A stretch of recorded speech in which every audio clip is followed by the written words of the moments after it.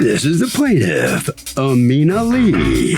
She says the defendant backed his truck into her car, breaking her very expensive bike rack.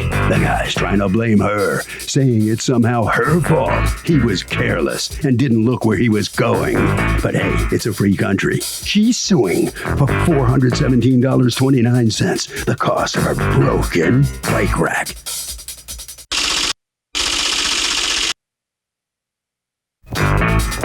This is the defendant, William Scannon. He says the plaintiff left her bike rack in the down and open position, and no one would be able to see it, not even his backup camera. His truck was damaged. He thinks the plaintiff was negligent, and he should be the one getting awarded money today by the judge. He's accused of not looking where he's going.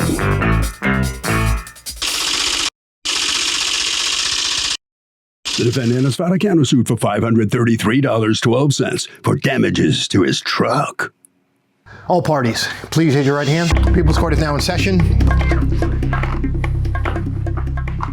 The Honorable Judge Marilyn Williams now presiding.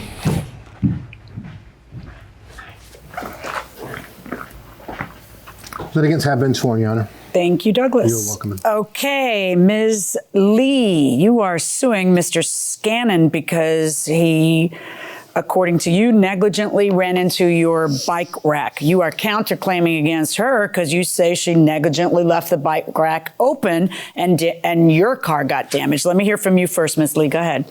Yes, on the evening of January 11th, I was in the house. I had just picked up my equipment from my client's house from conducting the estate sale. And my client came inside and said that someone backed into your bike rack. Now, mind you, I had the bike rack open because we were loading my vehicle with my equipment, tables, racks, and things like that. So was your hatch open as well or no? No, my hatch was not open. The hatch was closed. Okay. When you say you were still loading the car, the reason that the bike rack needs to be open is because you can't open the hatch without opening the bike rack? Correct. So the bike rack was tilted open so I can open up my trunk hatch. So you have to keep it open like that, you say, because if you have it closed. The hatch right there, yes. So it would literally be in your way to open it. Okay, so that's why you left it like this. Okay. Now, the house that is in this picture, that's your client's house? Correct. Oh, and is this where your car was parked? Correct. Okay. And what happened? So the defendant backed his car out of his driveway on the opposite side of the street, hitting my bike rack. Oh. My car was parked. Right. But then that would put him in your neighbor's driveway. Okay. What's up, Mr. Scannon? What happened? Good afternoon. I have a Ford F-150. It's a rather large pickup truck. It's the extended cab. And it's very difficult to back out of my driveway at times. So in the one picture that I did send, I took a picture where there was a car parked under the telephone pole on the opposite side of Miss Lee's car. So normally I would be able to back up there and kind of K-turn out of my neighborhood. What I did this time was back straight into my neighbor's driveway to give me that extra room to get out. And when I backed up... Wait. Okay, so hold on. This isn't a one-lane road. It's a two-lane road. It's a two-lane road, yes. Right, So and which direction are you trying to go in that you can't just back out like other people back out? When the accident occurred, there was that car there, which is my son's car, was parked in front of my house, which would be on the left side of the picture in the closest driveway. That driveway is my driveway looking across at my neighbor's. Yeah. So the owner was parked where that car is under that light. Okay. Like that. Miss Lee's car is on the other side of that driveway. Side of the driveway, right up against the curb. So to get my car out, I couldn't back up and go to the left and then make the right to get out. So what I did was I backed straight into the driveway. No, but I understand what you're saying. I'm just surprised because when I read your answer to the complaint, I naturally assumed that this was like when there's a road and it has room for 1.5 cars and it's really narrow and then it's, a guessing game of who's got the right of way or whatever. There's no other cars involved and the street's kind of wide. Or when you're on an airplane and the guy next to you has his legs really wide open, because that's the room he wants to take.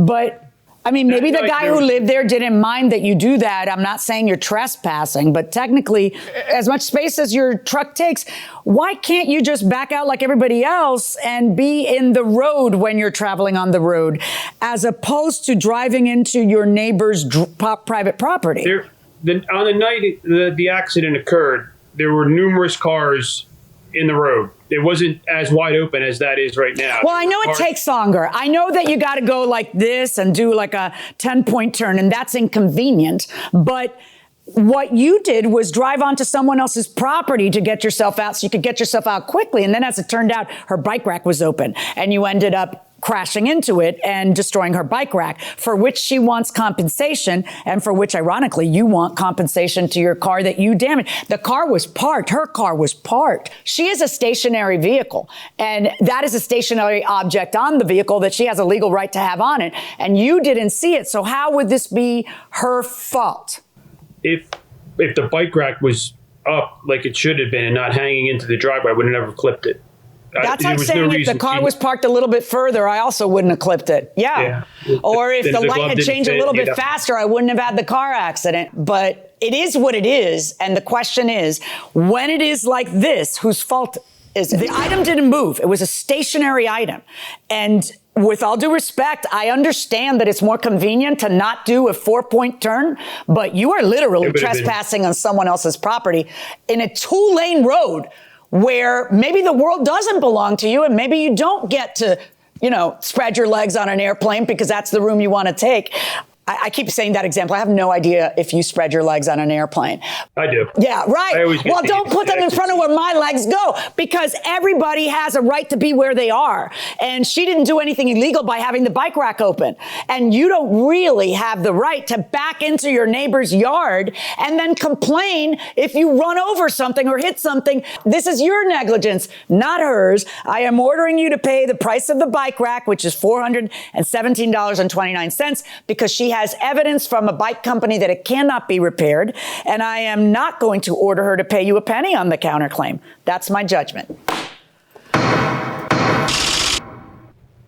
So the plaintiff prevails all the way on this case and gets the $417 she needs to replace her bike rack. Mr. Scannon, you didn't get anything in your countersuit either. It was not a good day for you in court. What are you thinking right now? No, it certainly wasn't, Doug. It's unfortunate. It's unfortunate it happened. I do still believe that she had no need to have the bike rack down. What can I say? Well, as the judge said, equally, you had no right backing into their driveway. So you can look at it that way, too. Anyway, that's the judge's verdict. I'm sorry, but you're a loser. Thanks, Doug. I appreciate that. So let's see what the plaintiff feels about this case right now. Ms. Lee, let me ask you how you feel about it. Well, I think I'm very pleased with the judge's decision, because I really felt that I was not at fault here, and because he was so hostile to the evening of the event, the best place to take it was to court, and I'm glad I did. Good for you. A lot of people may not have done that, but you certainly made the right decision, and I'm sure you feel vindicated. Thank you so much. Congratulations. Thank you. Harvey, what do you think about this case? Doug, here's the thing. When you are driving a car and you back up, it is your responsibility to know what's behind you, period. That if somebody is speeding up and you hit them, your fault. If you back into a driveway and you hit something, even if there was a blind spot, your fault. When you back up, the onus is on you. I went to small claims court and won my case, and now they won't pay. I went to a collection agency and they had no luck collecting. What can I do to collect the money?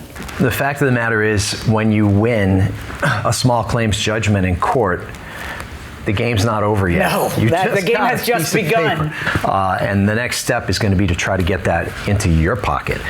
You can do it through a variety of means. You can seek post-judgment deposition of the individual or the company representative for the people that you have the judgment against to get more information. A deposition is where you bring someone in pursuant to a court order, and they have to answer your questions. Right. And your questions would be, what do you own? Do you have a bank account? What's the account number on the bank account? Do you have a job? How much do you make? Do you have a car? You can't take their house. Most states have something that says homestead exemption, but You can garnish wages, as you said. You might be able to get maybe 25% of every paycheck or something like that. Until you're paid off. I mean, it's hard. And you have to pursue it, but you have to have the stomach for that. So I often tell people, do you really want to file that case? Yeah. If, you know, I have friends that... money to get money, too. You know, do you want to throw good money after bad? Is it worth it because of the principle or because of the amount of money?